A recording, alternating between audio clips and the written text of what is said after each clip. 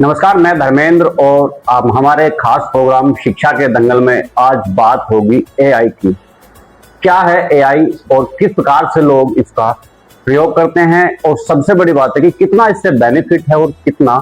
नुकसान है। इन सब पर बात करने के लिए आज हमारे साथ कन्हौरलाल महिला महाविद्यालय की जो टीचर्स हैं सोनिका नागर, उन्हीं से बात करेंगे आज हम। मैडम बताइए, आपने क्लासेस भी ली हैं, क्या आपका एक्सपीरियंस रहा है इसमें, क्या है एआई और कितना इससे बेनिफिट लोगों को है और कितना नुकसान इससे भी? जी, सबसे पहले मैं आपको बता दूं कि हम लोगों ने 5 मई से 8 मई तक यहाँ पर ट्रेनिंग ली है, और जो टीचर हैं वो आईआईटी से पढ़े हुए थे जिन्होंने हमको ट्रेन किया। वो बहुत बेस्ट, मैं उनको टीचर कहूंगी, क्योंकि हम लोग अभी तक केवल बेसिक एआई का यूज कर रहे थे, लाइक चैट जीपीटी। तो मैंने ये देखा यहाँ पर आकर कि चैट जीपीटी का यूज ही उन्होंने इतना एक्सटेंड मुझे सिखा दिया, जबकि मेरी नॉलेज में ये था कि मैं चैट जीपीटी यूज करती हूँ। लेकिन मुझे ये समझ में आया कि चैट जीपीटी के थ्रू बाकी एआई टूल्स को आप कैसे कमांड कर सकते हैं, कैसे आपको प्रॉम्प्ट राइटिंग करनी है, तो ये सीखा। प्लस क्योंकि मैं हायर एजुकेशन से बिलोंग करती हूँ, तो हायर एजुकेशन में हमारे 2 ही कोर एरिया होते हैं, एक टीचिंग और एक रिसर्च। तो रिसर्च पॉइंट ऑफ व्यू से कौन कौन से एप्स होते हैं, वो सर से मैंने थोड़ा पर्सनल उनसे कांटेक्ट किया, तब पूछा। बाकी क्लासेज में जो इन जनरल उन्होंने हमें पढ़ाया, वो टीचिंग को फोकस करके, जितने भी उन्होंने एप्स बताए, वेबसाइट्स बताई, वो टीचिंग को फोकस करके कैसे हम उसको एनहांस कर सकते हैं, एडवांस कर सकते हैं, और बच्चों के लिए क्या बेनिफिशियल, मोस्ट बेनिफिशियल हो सकती है। अच्छा, जैसे इसमें एप्स की बात करी है, तो क्या ऐसे एप्स हो, उनसे किस तरह के उनको यूज कुछ वेबसाइट्स ऐसी थी जैसे कि हम क्लास में लेक्चर करते हैं, बेसिकली जो मुझे सब, obviously AI is equal to technology. तो एआई का यूज हम कब करेंगे, जब हमारी स्मार्ट क्लासेज होंगी। तो जैसे हम स्मार्ट क्लास से अगर जो कोई क्लास ले रहे हैं, तो हमने एक लेक्चर प्रिपेयर किया, तो जस्ट मेरी क्लास में एंट्री हुई है और बच्चों ने अगर जो डिमांड की है, मैम ये टॉपिक पढ़ा दीजिए, तो विद इन सेकेंड्स उसी टॉपिक की पीपीटी कैसे तैयार करूं,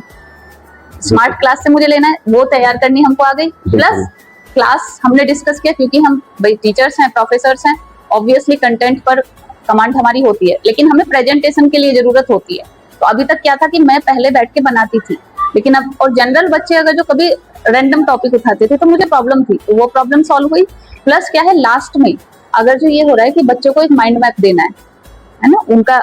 फीडबैक लेना है, उसके लिए हम एकदम विद इन सेकेंड्स कैसे क्विज तैयार कर सकते हैं, वो सेकेंड्स में हो पा रही है। मतलब वास्तव में जिस समय हम लोग कर रहे थे, ये बिल्कुल मैजिक ही लग रहा था कि अब कितना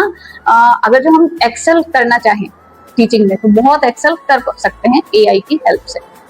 अच्छा, सबसे बड़ी बात इसमें ये होती है कि कुछ वीडियोस वगैरह हम लोग देखते हैं, आपने जिस प्रकार से यूज किया है इसको, और वीडियोस वगैरह हम देखते हैं, तो सब लोग कुछ चीजें देख के कहते हैं कि एआई से बना हुआ है, कुछ उसका गलत प्रभाव भी जाता है, कुछ अच्छी चीजें भी उसमें निकल के आती हैं, उस पर बताइए। देखिए, टीचिंग में तो हम ये कहेंगे कि इसके मैक्सिमम फायदे ही हैं। जैसे वीडियो का भी, वीडियो मेकिंग अगर जो हमने सीखी है एआई से, तो वही मैं आपको बताऊं कि जैसे बच्चों का एक माइंड मैप कराना है। सपोज करो मैं वैसे पॉलिटिकल साइंस की हूँ, अब मुझे इलेक्शन, अगर जो वेस्ट बंगाल के इलेक्शंस को समराइज कराना है, तो मेरे दिमाग में जो आइडिया है उसके फाइनल रिजल्ट को बच्चों को समझाने के लिए, तो मैं उसको प्रॉम्प्ट में कन्वर्ट करके, कमांड देके फटाफट कुछ सेकेंड्स की वीडियो बनवा के बच्चों को दिखा सकती हूँ। ये हो गया फायदा। हाँ, नुकसान का ये कह सकते हैं कि इसमें अभी जो हम लोगों ने थोड़ा सा सीखा भी, हेलुसिनेशन एक टर्म है उसमें, कि रॉन्ग इन्फॉर्मेशन को इनकलकेट कर लेता है एआई, टेक्स्ट में और वीडियोज में भी। तो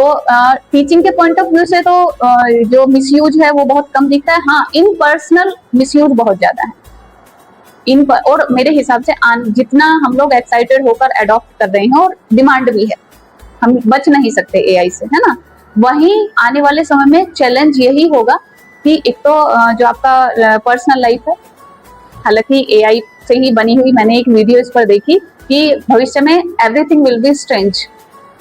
मतलब आपको आज हम अपने बच्चों को सिखाते हैं कि स्ट्रेंजर्स से दूर रहो, लेकिन उस समय सिखाएंगे कि अडॉप्ट करो, स्ट्रेंजर्स को अडॉप्ट करो। तो एआई का लगभग वैसा ही वो हो जाएगा। हाँ, हमारे पर्सनल इंफॉर्मेशन या पर्सनल लाइफ को प्रोटेक्ट कैसे करना है, वो आने वाले समय में सोचने के मुद्दे हैं, और उन पर में भी काम। जैसे स्टूडेंट्स को आप सिखाएंगे, तो उसमें सबसे ज्यादा यही चीजें हम लोगों को सिखानी होगी कि कितने इससे बेनिफिट हैं हम लोगों को, क्योंकि इसके जिस प्रकार से लोग इसका मिसयूज भी करते हैं, उनके लिए क्या कहेंगे? नहीं, देखो, हम लोग सिखाएंगे ऑब्वियसली, क्योंकि हम टीचर्स हैं, तो मिसयूज तो कोई चांस ही नहीं बनता है ना। उन लोगों के लिए हाँ, क्या कहेंगे? हाँ, जो लोग मिसयूज करते हैं, एक तो कुछ चीज मतलब वो बताई जाएंगी कि आप प्रोटेक्ट कैसे हो सकते हैं। और देखिए, क्राइम जो है, जब से हमारी सभ्यता का विकास हुआ है, और इन जनरल यही भी कहा जाता है, सभ्यता जब तक रहेगी क्राइम तब तक रहेंगे। समाधान यही होता है, रूल्स होते हैं, रेगुलेशंस होते हैं, वो फॉलो किए जाते हैं, और उनसे अगर जो कोई मिसयूज करता है तो उस हिसाब की कार्यवाही की जाती है। यहाँ पे एआई का ये सेंटर्स बनाया गया है, इसका उद्घाटन भी हो चुका है, जी। और बीजेपी के जो नेता हैं, दिग्गज नेता जी, जी, हैं, राजेंद्र चार अग्रवाल जी, मिनट। या फिर बात करें कैंट विधायक की अमित अग्रवाल जी, वो भी यहाँ पर पहुंचे थे। और सबसे बड़ी बात यह है कि बताया जा रहा है कि मेरठ में ये पहला सेंटर है, और इसीलिए मतलब हम लोगों के लिए भी सौभाग्य की बात है, क्योंकि जो मैं कन्नौर कॉलेज में असिस्टेंट प्रोफेसर हूँ, और वहाँ के जो समिति के अध्यक्ष सर हैं, तो उन लोगों से हमने रिक्वेस्ट की थी कि सर मतलब एआई के रिगार्डिंग अगर जो हमें कुछ गाइडेंस मिल पाए, तो अब गाइडेंस की जगह हमको तो इंस्टीट्यूट मिल गया, हम लोग तो ब्लेस्ड हैं, क्योंकि हमारे बिल्कुल नियर बाई है। बाकी ये ऐसे एरिया में आ रहा है कि आपका कनेक्टिविटी बहुत अच्छी है, मेट्रो की कनेक्टिविटी है, और मेरठ सेंट्रल यहाँ पर नियरेस्ट मेट्रो स्टेशन है, तो वहां से लोग आके बहुत इजीली एक्सेस कर सकते हैं, क्योंकि पहला सेंटर है, तो ऑब्वियसली लोग आएंगे। मतलब यहाँ से जो लोगों को सिखाया जाएगा, सीखने के लिए लोग आएंगे, तो सबसे बड़ी बात इस पर यही होगी कि कहीं ना कहीं जब उनको यहाँ पे सिखाया जाएगा, तो उनके लिए फीस वगैरह क्या फीस उनके लिए होगी, क्या निःशुल्क है उनके लिए, किस तरीके से जो प्रोफेसर्स हैं उनको सिखाया जाएगा? हाँ, ये व्यवस्था जो यहाँ पर हमारे डील कर रहे हैं एडमिन में, वो हमारे सर हैं, आप उनसे बातचीत करेंगे, वो आपको डिटेल में इसके अबाउट भी और इसका प्रोसीजर क्या रहेगा वो भी बताएंगे। बिल्कुल, देखा आपने जिस तरीके से मेरठ में ये पहला सेंटर है, और कहीं ना कहीं कन्नौर महिला महाविद्यालय में जिस प्रकार से इस सेंटर को यहाँ पर बनाया गया है, और सबसे बड़ी बात है कि इस कॉलेज के लिए, स्कूल के लिए बहुत बड़ी अपॉर्चुनिटी है, क्योंकि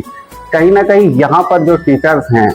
उनको यहाँ पर सिखाने के बाद में कहीं ना कहीं जो बाहर से जो प्रोफेसर्स हैं, अगर उनको शिक्षा यानी कि इसको यहाँ पर सीखना है, तो उनको यहाँ पर आना पड़ेगा, उनके लिए बिल्कुल निःशुल्क